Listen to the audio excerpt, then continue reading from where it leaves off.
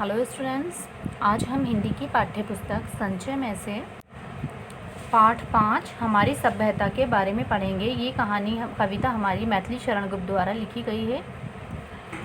हम कौन थे, क्या हो गए और क्या होंगे अभी, आओ विचारें आज मिलकर ये समस्याएं सभी। यद्यपि हमें इतिहास अपना प्राप्त हुआ है या नहीं, हम कौन थे इस ज्ञान को फिर भी अधूरा है कहें। हम दूसरों के दुख को ते दुख अपना मानते, हम मानते कैसे नहीं जब थे सदा ये जानते। जो ईश करता है हमारा दूसरों का है वही, है कर्म भिन्न परंतु सबसे तत्व समता हो रही। बिकते गुलाम न थे यहाँ हम में न ऐसी रीति थी, सेवक जनों पर भी हमारी नित्य रहती प्रीति थी। वे नीति ऐसी थी कि चाहे हम कभी भूखे रहें, पर बात क्या जीते हमारे जी कभी वे दुख सहें। आए नहीं थे स्वप्न में भी जो किसी के ध्यान में, वे प्रश्न पहले हल हुए थे एक हिंदुस्तान में। सिद्धांत मानव जाति के जो विश्व में वितरित हुए, बस भारतीय तपोवनों में थे प्रथम निश्चित हुए। सौ निराशाएं रही, विश्वास ये दृढ़ मूल है। इस आत्मलीला भूमि को वे विभू ना सकता भूल है। अनुकूल अवसर पर दया में फिर दया दिखलाएंगे, वे दिन यहाँ फिर आएंगे, फिर आएंगे, फिर आएंगे। सबकी नसों में पूर्वजों का पूर्ण रक्त प्रवाह हो, गुणशील साहस बल तथा सब में भरा उत्साह हो। सबके हृदय में सर्वदा संवेदन का दहा हो, हमको तुम्हारी चाह हो, तुमको हमारी चाह हो। हमारी सभ्यता कविता कवि मैथिली शरण गुप्त की रचना भारत भारतीय से उत्तरधारित है। हम कौन हैं, क्या हो गए और क्या होंगे अभी, ये पंक्ति वर्तमान हिंदी साहित्य में युवांतर उत्पन्न करने वाला है। इसमें वे संजीवनी शक्ति है जो किसी को भी उत्साह की शक्ति का वरदान दे सकती है। प्रस्तुत पाठ्य पुस्तक में संकलित हमारी सभ्यता को भारत भारतीय के इन्हीं तीनों खंडों से मिला जुला कर लिए गए हैं। इसमें भारत के गौरवशाली अतीत को याद करते हुए कहा गया है कि हम कौन थे, क्या हैं और क्या होंगे अभी। इसमें जो भारत के गौरवशाली अतीत है उसको याद करते हुए ये वाली बात बोली गई है कि हम कौन थे, क्या हो गए और क्या होंगे अभी।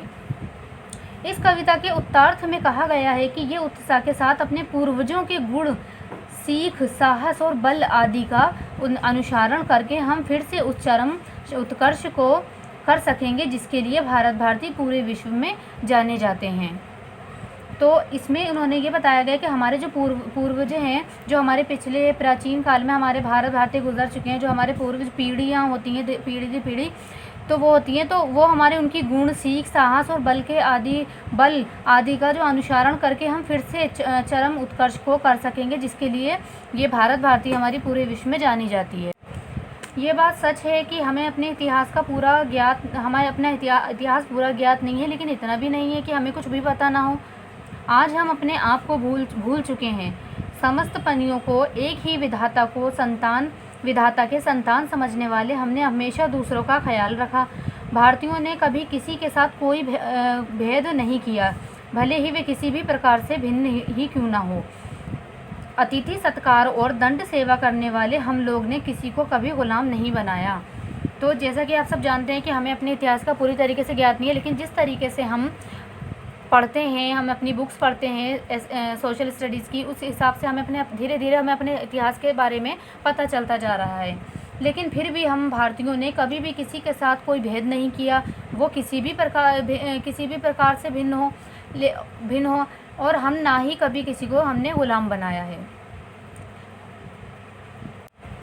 तो हमारी जो मैथिली शरण है भूमिका है हमारी, ये मैथिली शरण गुप्त ने भारत और भारती क्यों लिखी, क्योंकि ये जो हमारी पंक्ति हैं, हम कौन थे, क्या हो गए और क्या होंगे अभी, ये पंक्ति हमारी ली गई है भारत और भारती से। तो भारत भारती मैथिली शरण गुप्त ने क्यों लिखी थी, इसका उत्तर भी उन्होंने स्वयं भारत भारती की प्रस्तावना में दिया है। इसमें उन्होंने कहा था कि एक समय था, देश, विद्या, कला, कौशल और इस सभ्यता के संपूर्ण संसार का श्रवणिक था। इन्हीं वाक्यों को इसमें सूचनीय अभाव हो गया। उत्साह को और मानसिक वेद को उत्तोलित करने के लिए ये कविता लिखी गई है। तो सभी स्टूडेंट्स को समझ में आ गया होगा अच्छे से कि हमारी भारत भारती जो है उसमें से ही जो हमारी मैथिली शरण गुप्त, उन्होंने भारत भारतीय में से ये पंक्तियाँ ली गई हैं, जो कि हकीकत में सोचने वाली बात है कि हम कौन थे, क्या हो गए और क्या होंगे अभी। तो ये सोचते हुए प्राचीन भारतीय विचारों और उनकी भावनाओं को श्रेष्ठता को सिद्ध करते हुए नवीन विचार भावनाओं को भी व्यक्त किया गया है इसमें। एक और वे सदियों से पीड़ित हिंदू जाति का दयनीय दशा पर आंसू बहाते हैं। हम कौन थे, क्या हैं और क्या होंगे, अभी आओ विचारें आज मिलकर ये समस्याएं सभी। तो दूसरी ओर उसके लिए मंगल कामना भी करते हैं। सबकी नसों में पूर्वजों का पूर्ण रक्त प्रवाह हो, हमको तुम्हारी चाह हो, हमको तुम्हारी चाह हो।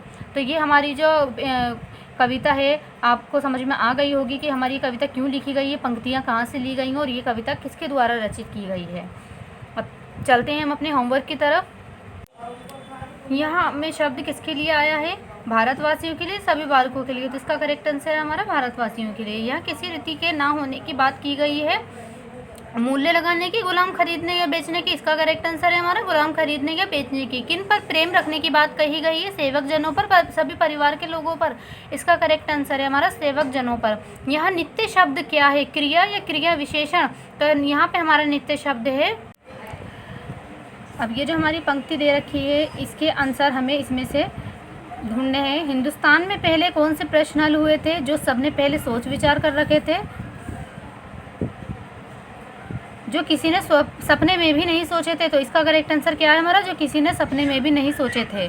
विश्व में फैले मानव जाति के सिद्धांत सबसे पहले कहाँ से शुरू हुए थे, भारतीय तपोवनों से, भारतीय विद्यालयों से। तो इसका करेक्ट आंसर है हमारा भारतीय तपोवनों से। मानवीय मूल्य का उद्गम कहाँ से बताया गया है, सारे विश्व से, भारत से। इसका करेक्ट आंसर है हमारा भारत से। इसके बाद है हमारा अति लघु उत्तरी प्रश्न, एक शब्द अथवा वाक्यांश में उत्तर लिखना है इसका। हमें किस चीज़ का पूरा ज्ञान नहीं है, इसका आंसर है हमें इतिहास का पूरा ज्ञान नहीं है। हम दूसरों के दुख को क्या मानते थे, अपना मानते थे। इस सारे संसार को बनाने वाला कौन है, ईश्वर। कर्म की भिन्नता होते हुए भी सब में क्या समानता रही है, तत्व समता। सबकी नसों में किसका प्रवाह होने की कामना की गई है, पूर्वजों की। तो ये हमारे वन वर्ड के क्वेश्चंस हैं, एक शब्द के या फिर एक वाक्यांश के। ये हमारे 6 क्वेश्चंस हैं। लघु उत्तरी प्रश्न संक्षेप में उत्तर लिखिए। कवि ने कौन सी समस्याओं को मिलजुल कर हल करने की बात कही है, हम क्या थे और क्या हो गए और क्या होंगे, अभी आओ मिलजुल कर इन समस्याओं को हल करने की बात कही गई है। हमारी शुरू से ही क्या नीति रही है, हमारी शुरू से ही यही नीति रही है कि हम चाहे कितने भी भूखे रहें पर हमारे जीते जी कभी वे दुख सहें। ईश्वर कौन सी भूमि को नहीं भूल सकता, ईश्वर इस आत्मलीला भूमि को नहीं भूल सकता है। किस गुण के कारण पूर्वजों के रक्त की सराहना की गई है, गुण, शील, साहस, बल, उत्साह आदि इन पूर्वजों के रक्त सराहना की गई है। तो ये हमारे क्वेश्चन आंसर हैं यहाँ तक के। ये आपको अपनी कॉपी में करने हैं और इन्हें याद भी करना है। मैंने इसलिए लिख दिए हैं ताकि आप आराम से इन क्वेश्चन आंसर्स को कर सकें। ये आपका आज का होमवर्क है। इसके बाद हमारे दिए गए शब्दों से सही विलोम शब्द के जोड़े बनाकर लिखना है। निराशा, आशा, पाप, पुण्य, पूर्ण, अपूर्ण, प्रश्न, उत्तर, इसमें से जोड़े बनाकर विलोम शब्द को लिखना है। ये मैंने आपको करके दिखाया है, ये आप इसमें से खुद से ढूंढकर इसमें करेंगे और इसे अपनी कॉपी में उतारेंगे। तो ये आज का आपका जो होमवर्क है इसे आपको अपनी कॉपी में करना है। सभी स्टूडेंट्स अपनी डायरी नोट कर लीजिए कि आपको ये जितना भी मैंने अदर वर्क करवाया है और ये क्वेश्चन आंसर आपके जो एक लघु उत्तरीय संक्षेप में उत्तर देना था ये करवाया है, ये और ये आपको सब अपनी कॉपी में करना है। सभी स्टूडेंट ध्यान से इस वीडियो को देखिए, समझिए और इस काम को कंप्लीट करिए। Thank you.